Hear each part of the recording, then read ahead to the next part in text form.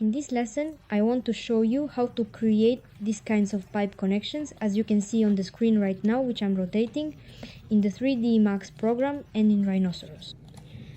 Let's start in 3D Max. We'll create a cylinder with a radius of 30, 30 and a height of 100.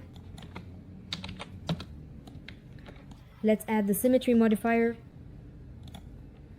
By default, along the z-axis, it will extend our cylinder, but we'll press 1 and E, or open the arrow, select mirror, and click the rotation button. Click, click, click. Let's set it horizontally, just like that. Press V and lift it up, up, up. Here, it's set 28 where it says Z, but we'll enter 30.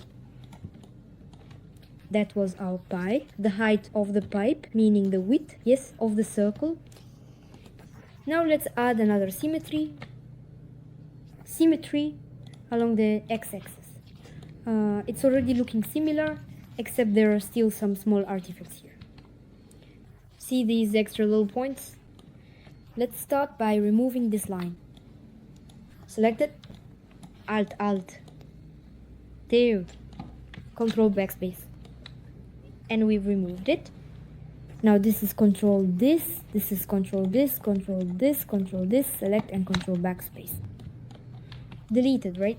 I see some artifacts, but that's not a problem because we can close them with Connect.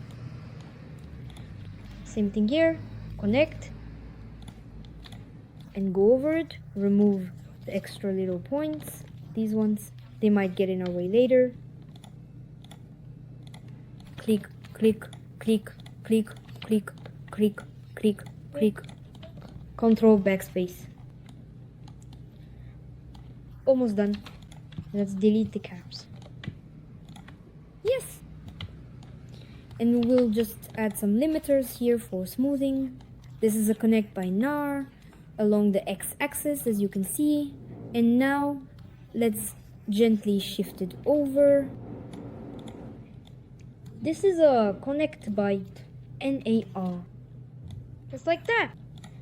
And the same thing here. Connect, but only at the back. Just like that. Now let's add a turbo smooth modifier.